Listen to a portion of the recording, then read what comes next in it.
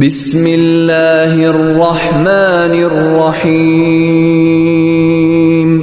السلام علیکم پیارے دوستو، آج کا واقعہ ہے حضرت عبداللہ ذوالجدین رحمۃ اللہ علیہ اور محبت الہی کا جذبہ انسان کے دل میں ہو تو اللہ تعالیٰ بڑی قدردانی فرماتے ہیں۔ محبت میں ایسی کیفیت ہو جیسی حضرت عبداللہ ذوالجدین کو نصیب تھی۔ یہ ایک نوجوان صحابی تھے جو مدینہ طیبہ سے کچھ فاصلے پر ایک بستی میں رہتے تھے۔ دوستوں سے معلوم ہوا کہ مدینہ طیبہ میں ایک پیغمبر علیہ الصلاۃ والسلام تشریف لائے ہیں۔ چنانچہ حاضر ہوئے اور چوری چھپے کلمہ پڑھ لیا۔ گھر واپس آ گئے۔ گھر کے سب لوگ ابھی کافر تھے، لیکن محبت تو وہ چیز ہے جو چھپ نہیں سکتی۔ اپنی طرف سے چھپایا کہ کسی کو پتہ نہ چلے، مگر نبی علیہ الصلاۃ والسلام کا کوئی تذکرہ کرتا تو چنانچہ گھر والوں نے اندازہ لگا لیا کہ کوئی نہ کوئی معاملہ ضرور ہے۔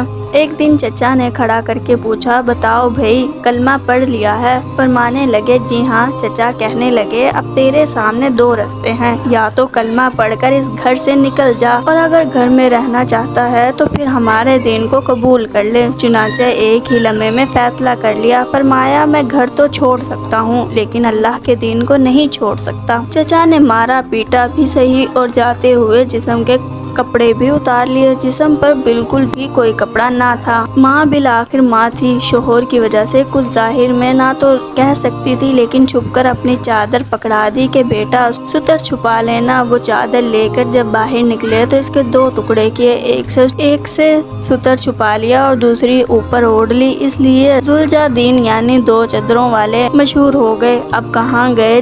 جہاں سواد کر چکے تھے، قدم بے اختیار مدینہ طیبہ کی طرف بڑھ رہے ہیں۔ رات کا سفر کر کے صبح نبی اکرم صلی اللہ علیہ وآلہ وسلم کی خدمت اقدس میں حاضر ہوئے۔ نبی اکرم صلی اللہ علیہ وآلہ وسلم نے دیکھا تو چہرے پر عجیب خوشی کی کیفیت ظاہر ہوئی۔ صحابہ کرام متوجہ ہوئے کہ یہ کون آیا ہے کہ جس کو دیکھ کر اللہ کے محبوب صلی اللہ علیہ وآلہ وسلم کا چہرہ یوں تمتما اٹھا ہے۔ حاضر خدمت ہوئے اور عرض کیا کہ اے اللہ کے نبی، سب کچھ چھوڑ چکا ہوں اور آپ صلی اللہ علیہ وآلہ وسلم کے قدموں میں حاضر ہوں۔ چنانچہ اصحاب صفا میں شامل ہو گئے اور وہیں رہنا شروع کر دیا۔ چونکہ قربانی بہت بڑی دی تھی، محبت الہی میں اپنا سب کچھ داؤ پر لگا دیا تھا، اسی لیے اس کا بدلہ بھی ایسا ہی ملنا چاہیے تھا۔ چنانچہ ان کو ایسی کیفیات حاصل تھی کہ محبت الہی میں بعض اوقات جذب میں آ جاتے۔ آج کل بعض لوگ پوچھتے ہیں کہ جی جذب کیا ہوتا ہے؟ جناب احادیث مبارکہ پڑھو، پھر پتہ چلے گا کہ جذب صحابہ کرام پر بھی طاری ہوتا تھا۔ حدیث مبارکہ میں آیا ہے کہ یہ حضرت عبداللہ ذوالجدین مسجد نبوی کے دروازے پر بعض اوقات بیٹھتے اور ایسا جذب طاری ہوتا کہ اونچی آواز سے اللہ اللہ کہہ اٹھتے۔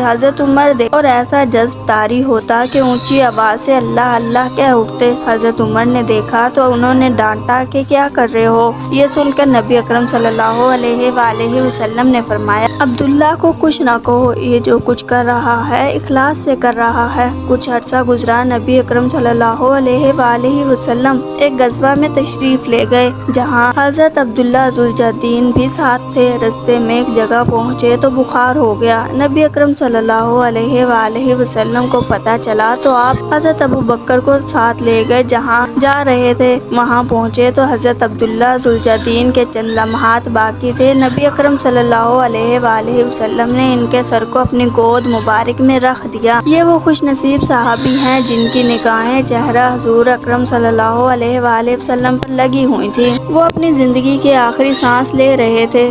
سبحان اللہ! گود مبارک میں ہی اپنی جان اس کیفیت میں جان افرین کے سپرد کر دی۔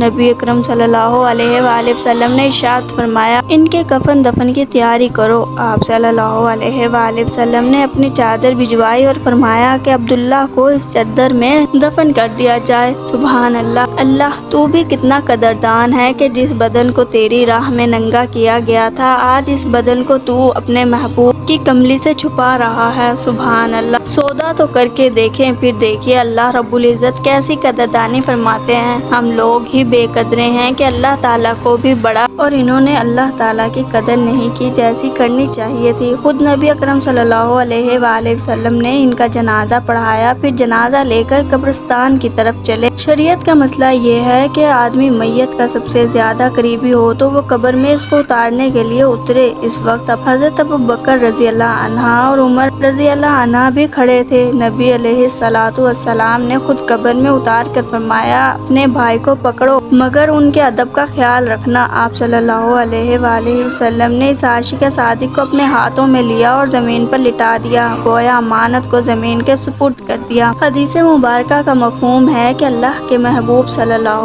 علیہ وآلہ وسلم نے جب ان کو زمین میں رکھا تو آپ صلی اللہ علیہ وآلہ وسلم نے ارشاد فرمایا، اے اللہ میں عبداللہ سے راضی ہوں، تو بھی اس سے راضی ہو جائیے۔ ایسے الفاظ تھے کہ حضرت عمر رضی اللہ عنہ بھی سن کر وجد میں آ گئے اور کہنے لگے کہ میرا جی چاہتا ہے کہ کاش آج نبی اکرم صلی اللہ علیہ وآلہ وسلم کے مبارک ہاتھوں میں میری میت ہوتی۔ دیکھا، محنت، مجاہدہ اور قربانیاں کرنے والوں کو اللہ رب العزت یوں بدلہ دیا کرتے ہیں۔ آپ سوچئے کہ جو آقا اپنے کمزور بندوں کو حکم ارشاد فرماتے ہیں کہ تو اگر کوئی اس کے لیے قربانیاں دے تو کیا اللہ رب العزت قدردانی نہیں فرمائیں گے؟ ضرور فرمائیں گے۔ سبحان اللہ۔ اگر آپ کو میری ویڈیو اچھی لگی ہو تو لائک اور سبسکرائب ضرور کیجیے گا۔ فی امان اللہ، دعاؤں میں یاد رکھیے گا۔